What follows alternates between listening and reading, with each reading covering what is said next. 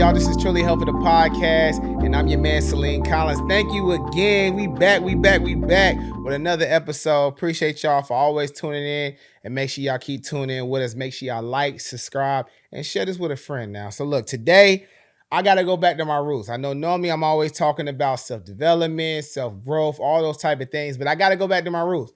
I'm a businessman, all right? So look, we're going to be talking about the 5 steps, in my opinion, for a small business owner, the 5 steps that you need to start a small business. All right. So I got some notes here on my phone. We're gonna tap in. So y'all see me looking down, looking back up, because I want to make sure I'm giving y'all the right information. All right, cool. So step number 1, let's get right into it.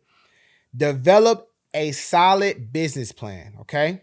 Step number 2, identify your target market. Step number 3, do market research. Step number 4, build a strong brand. And lastly, step number 5, you got to secure some funding. All right, so let's go ahead and break these things on down. So I'm going to go ahead and start right now. Just for those who don't know my background or whatever, I've launched a successful company before. Did very well with it. Had to shut my company down, but not from a profit standpoint. It was just for some other legal issues of why I shut the company down. And here we are building Truly Helpful. Okay. So just so you know what I'm saying is kind of credible, you can go do your research. All right, cool. So let's go with step number 1. Okay. So these are my 5. I'm not saying this is law, but this is what worked for me. All right. So my 5 top things that you need of starting a small business plan. Just top 5. There's more, but we'll go 5. Okay. Number 1, develop a solid business plan. Guys, in business is just like what I say all the time is in business, I think business is just like a GPS. Okay. You got to know where you're going. You have to know where you're going in business. If you do not have a solid business plan, that's like you going out to eat with one of your friends or whatnot. Hey, man, I'm going to meet you at the restaurant and you don't know any of the directions to how to get there to the restaurant. I think you're going to show up late, right? Or you might not get to the destination at all. It's the exact same way as a business, right? You start a business with an idea, correct?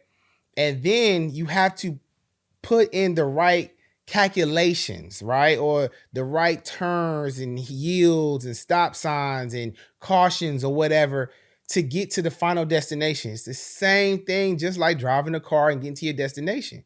It's the exact same way, guys. We have to make sure when we're starting a business, you got to have a business plan. You got to know where you're going, or you're just going to be spinning your wheels. Take it from somebody that knows.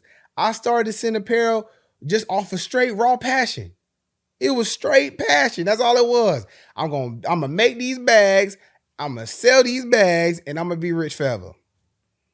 Halfway through it, thank God that I got some business sense. So like maybe like 3 months on down the road, I was like, look, I'm just out here trying to sell these bags to my mama, my cousins, they friends, whoever could really just buy a bag from me for $150 at the time.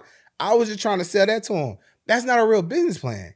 So then what I did was I said, okay, let me step back, went back to the drawing board, really figured out who am I selling this bag to? Why am I selling this bag to them? And how am I going to market this bag, right? Once I figured out those components, which are in my business plan, I knew exactly where I wanted to go with the business. I knew how I was going to get there as well. And not only that, I also put time frames so I can hit goals at a fast point. It's almost like I always use this analogy, like we're going to the gym. Everybody says they want to be in the best shape of their life, but you don't give yourself a deadline on when you're going to get it done.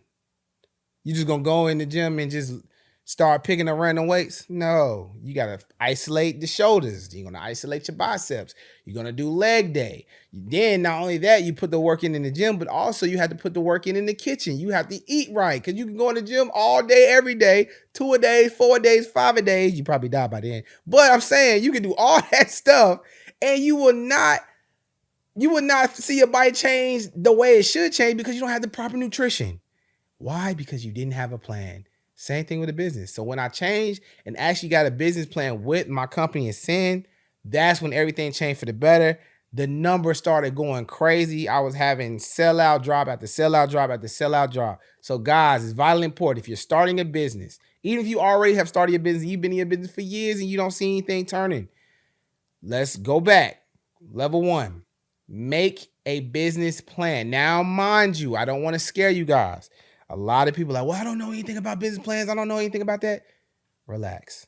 Only thing you need to know is who, what, when, where, and why, and how. That's really what it is. I know it sounds like, like it's like I don't know, a language arts test or something like that, but it's really like that. Who am I selling to? Why am I selling to them? How does it help them? How am I going to market it to them? And what's the cost? That's it. Just start from there and then go. All right. So I can go a little deeper into that, but we'll go deeper in another time. Right now, let's get to number 2. Okay. Identifying your target customer. This is vitally important. I had great success with my last company, but again, when I first started, I just made a product that I wanted to make, but I did not set up a market to sell it to, right? A lot of times, believe me, I know, as creatives, I know so many creatives that literally just, I call them, what do I call them? I call them the prototype warriors. They gonna make a sample after sample after sample after sample, and you will never see them put nothing out. The reason why is because they don't have a real target market. They only making off of inspiration, which is cool. You got stuff to sell, but you don't know how to sell it. You don't know who to sell it to, and why you even selling in the first place, other than you saying, because I think it look cool. You have to identify a target market, guys. That is not business. At the end of the day, business is about bottom line. All right?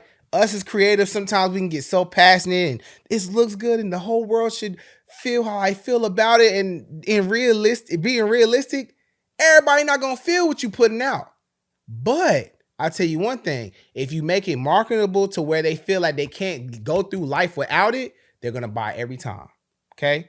You have to identify that target market, guys. That means doing some type of research. Who I'm going to try to sell to this type of person, right? And this is the product that this type of person likes and buys often. So make that product. It's that simple. It's not rocket science. We literally have to break this thing down simple. I know a lot of people, when they think about business plans and identifying target market and target customer, they think it's like some rocket ship that we're building, and it's not. Think of yourself. You buy a brand all the time. Somebody has you in their research saying this is the type of person that always buys XYZ. And this is what color they like the most. And this is what state they live in. And this is the region that they live in the state. And this is the city. And why do they buy that? And this is their income. Your data. So you need to be doing the same thing on your end as a business partner. As a business owner. That's vitally important. So you got to know all the stuff that you have to know. So you have all these things in your repertoire. So when you're going out to sell and market to these customers, you're going to get them every time because you already know what they want, what they like, what they're looking for. You don't have to guess. Let me just do this drop out here and pray to God that it works. No, I don't. When I do a drop, I'm going to be honest with you. 75% of me knows what's going to happen. The other 25 is always a wild card. Right? I don't necessarily know every time if it's going to sell out. But for the most part, I know I'm like, okay, I know at least I'm going to have 25% of inventory left after this weekend. Minimum. Because I've already did all the work. I know what they're looking for. I know what type of commercial they want to see. I know what color palette they like. I know what price point they can afford. You understand what I'm saying? That's real business in a higher level, right? And I can go deeper into that too, and we will as time goes on. But let me get to number 3, okay? So let's go relap real quick. Number 1 was develop a solid business plan, because you got to have a roadmap, a GPS, if you will, to your success in the business, okay? Number 2 is identify your target customer, all right? Which meaning have your avatar. Who is the person that I'm building this brand for? Once you do that, you can figure all the things out. You can figure everything out that you need to have that person buy from you every single time. Believe me, I know what I'm talking about. All right, number 3, market research. It kind of ties into number 2, but it's a little more in depth. Market research. I need to know who my competitors are. Who is in my space, right? Like, I'm a podcaster, right? And also, we have these cool hats, as you guys know, and they've been selling out crazy. I need to know who's selling hats. I need to know what podcast is kind of like mine in this space. Who are the top podcasters in my region? Who are the top podcasters in the world, right? I need to do market research on that, and I have. And same with my company Ascend, which was a clothing brand. I need to know, first of all, I was in Charlotte, North Carolina. Who the top dog in Charlotte? That's what I need to know. In this space, in the apparel space, who was the top dog in Charlotte? All right. Once I found that, I studied that person to try to see what holes they had in their companies. Why? Because those were the things that I was going to market to the customer that I know they weren't getting from the top dog. You understand what I'm saying? That makes me already have a one up because they like, oh man, like this company has this and this other person doesn't, and I'm buying everything from that person. Maybe let me go ahead and check this out real quick. Maybe it's something they've been missing, right? That's why we do the research, market research. And at the end of the day, just so you won't be blindsided as well, you need to know what's going on in your area of expertise, right? If you're going to be in this business, you need to know everything about that particular business, correct?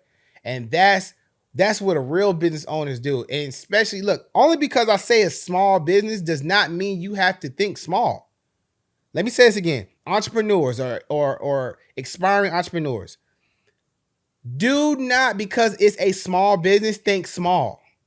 Think as if you are a Fortune 500 company or soon to be, okay? That is how you stay ahead of the business curve, because business is always going to change.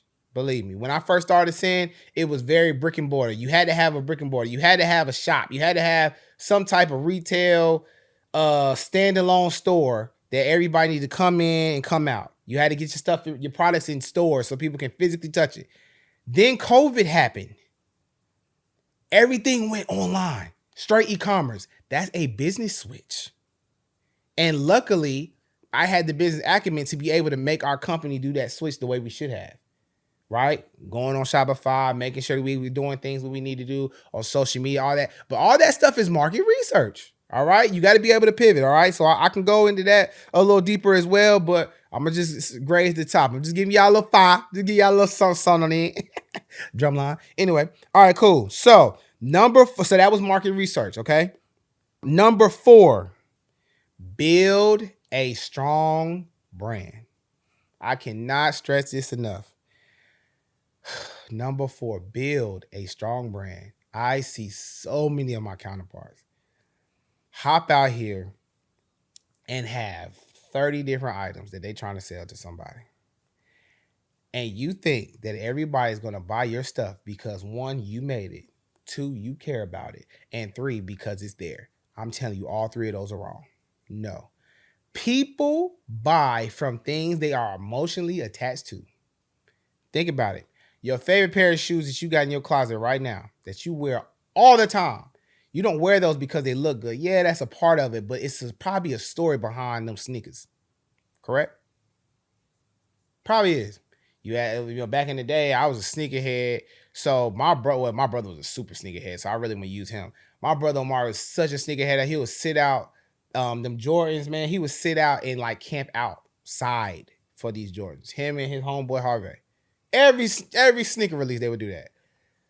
He has some of those shoes to this day not because the sneaker is dope. Yeah, the sneaker dope, but he really has them still in his repertoire or not because every time they come out, Jordan come out with the same shoe 30, 40 times. You done seen it 30, 40 times, you buy every time because of the